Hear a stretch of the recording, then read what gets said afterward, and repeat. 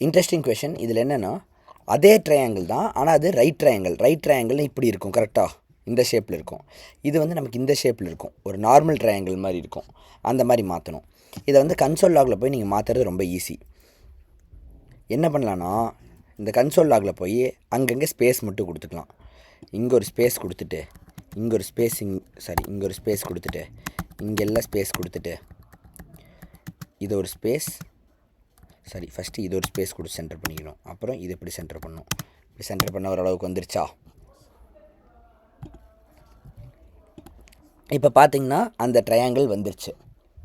Okay, so நம்ம ஆனால் இதை வந்து இதுக்குள்ளே கொண்டாடுறது தான் ரொம்ப கஷ்டம். ஏன்னா இங்கே வந்து நம்ம சென்டர் பண்ணணும். அதுக்கு வந்து நம்ம ரோலையே இங்கே இப்படி இருக்கும். வேர்ட்டிக்கல் அலைன்மெண்ட்டில் வந்து சென்டர் வேர்ட்டிக்கலின்ட்டு, ஹரிசான்டலில் தானே பண்ணணும். வேர்ட்டிக்கல் தேவையில்லை, நம்ம ஹரிசான்டல் அலைன்மெண்ட்டில் தான் சென்டர் பண்ணோம். ஒருவேளை காலமுக்கு பண்ணியிருப்பாங்களோ? காலமுக்கு வந்து ஹரிசான்டல் இல்லை, ஆமாம் சென்டர் ஹரிசான்டல் இருக்குது பார்த்தீங்களா. ஸோ அப்போ இந்த காலம்குள்ளே இருக்கிறது எல்லாம் சென்டர் அலைன்மெண்ட் ஆகிக்கும்.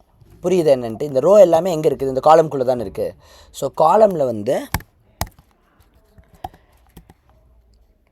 என்ன alignment? Horizontal alignment. Horizontal alignment equal to comma கொடுக்கணுமா?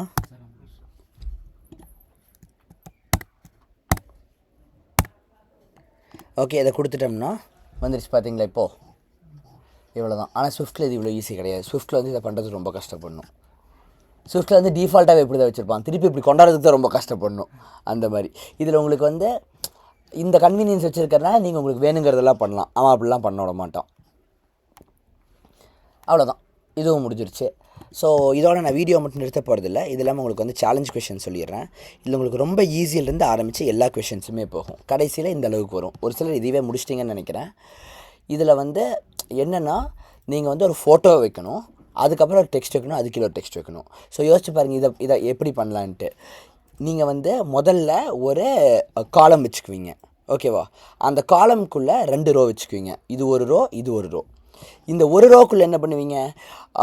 நீங்கள் 2 காலம் வச்சுக்குவீங்க. இது ஒரு காலம், இது ஒரு காலம், கரெக்டாக? இந்த காலம்குள்ளே நீங்கள் 2 ரோ வச்சுக்குவீங்க. இது ஒரு ரோ, இது ஒரு ரோ. புரியுதா? 2 டெக்ஸ்ட் வச்சுக்கிங்க. இது ஒரு டெக்ஸ்ட், இது ஒரு டெக்ஸ்ட்டு. புரியுதா? ரோக்குள்ளே காலம்குள்ளே, ரோக்குள்ளே காலம்குள்ளேங்கிற மாதிரி உள்ளே வச்சா எப்படி பண்ணுவீங்க? ஸோ இதுக்கெல்லாம் நீங்கள் கொஞ்சம் ரொம்ப யோசிச்சு பண்ணுற மாதிரி இருக்கும். இந்த பேட்டர்ன்லாம் இப்போ நீங்கள் பார்த்ததுலாம் கொஞ்சம் டிஃப்ரெண்ட்டாக பண்ணுற மாதிரி இருக்கும். இது வந்து அதே மாதிரி ஒரு சின்ன சின்ன ஆப்பெல்லாம் உங்களை செய்கிற மாதிரி இருக்கும். இவ்வளோ தான். ஸ்டாப் பண்ணிட்டுமா?